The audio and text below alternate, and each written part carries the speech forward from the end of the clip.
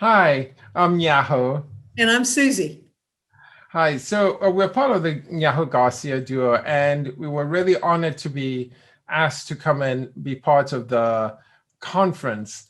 And so we decided to choose some music which would be influenced by folk traditions, neo-spiritual traditions, and dance traditions from Jamaica and Argentina. And so we ended up choosing works by Guastavino, Thomas Kerr, and Eleanor Alberga. And it was such a great time putting this together. These, particularly the Kerr and the Alberga pieces, were brand new pieces.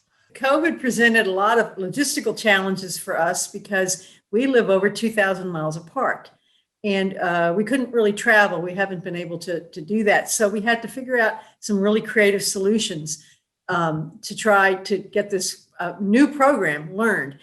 So those creative solutions, when we finally got together, we only had 4 days to put the program together before the recording was to be made. Carlos Guastavino is considered to be one of the foremost composers in Argentina. He wrote hundreds of works, mainly piano music and songs, and he draws upon the folkloric traditions of his country. His music really also blurs the line between art music and popular music.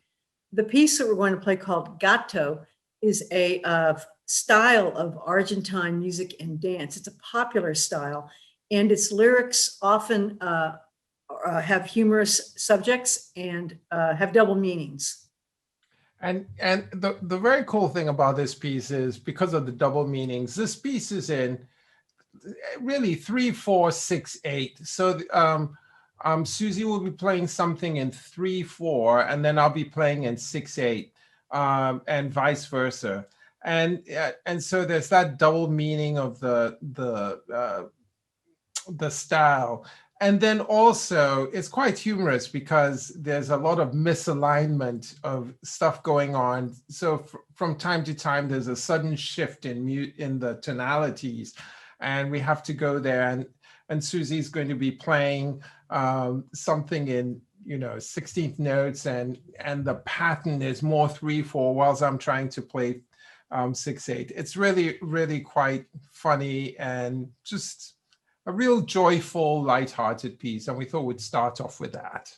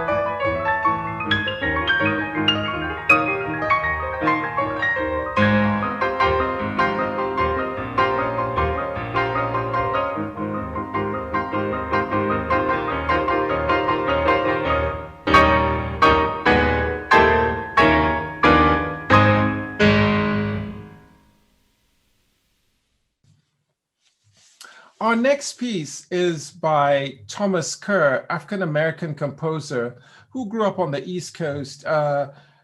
He actually, as a young man, was very interested in entering Peabody Conservatory. And unfortunately, in those days, African Americans weren't accepted into the conservatory there. So he attended Howard University and then later on transferred to Eastman School of Music, where he studied piano under Cecil Genhardt and later on earned his bachelor's and master's in piano, as well as his master's in theory. Thomas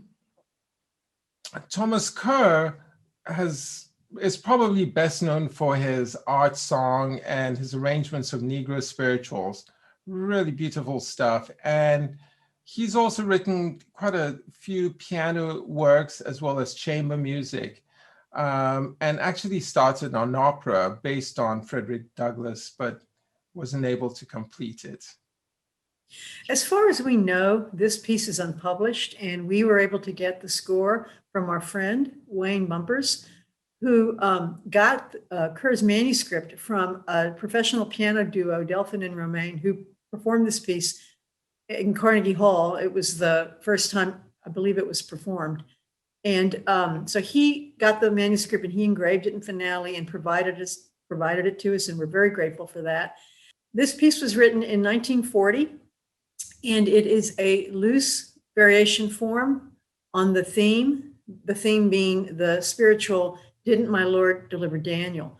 And the story of the spiritual is taken from the biblical story of Daniel in the lion's den, which is a story about oppression and freedom from oppression and deliverance from oppression. And which makes kind of the theme and variation form really meaningful to me, because it's a kind of quite an emotional range. So in this piece, you'll hear wide-ranging emotions from brutality, tenderness, playfulness, and eventually triumph over adversity.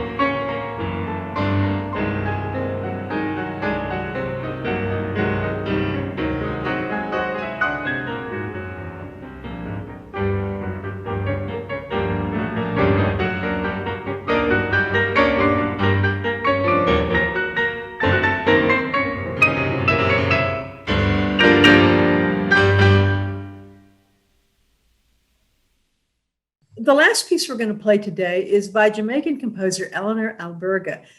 Eleanor Alberga's music has been played all over the world in major concert halls, and she's written in almost every major genre. We came to know her music through a four-hand piece that we played for many, many years called 3-Day Mix, and it's really one of our favorite pieces to perform. It's also an unbelievable crowd pleaser. So anyway, so Eleanor's piano music often calls upon her Jamaican heritage. And this piece, Two Piano Suite, was written for the 25th anniversary of Jamaican independence, I believe in 1986. And it was premiered at the Royal Albert Hall by Eleanor, and her duo piano partner's name is Wayne Marshall. And I'll let Nyaho tell you a little bit more about the piece. So the piece it's titled Two Piano Suite, and therefore it's pretty sectional. And it really starts off with this kind of call and response where Susie comes on with this amazing passage of, very fast passage. And then the second piano is actually, responding with this wonderful rhythm, which you would almost think is 6/8, but really is in 3/4. So you have that first introductory section, and then followed by a slower section, very lyrical. And then there's, again, the return of the opening section. So actually there are about 5 sections going on, and they range from, again, call and response, a more interactive piano playing, or a section where it's more supportive. And then it gets into this wonderful reggae section. And then later on, it just starts driving towards the end of this piece, which has really become a festive rhythmic section, and it's raucous and just full of wonderful, glorious sound. It was just a really wonderful piece to put together, and we just had a great time working on it.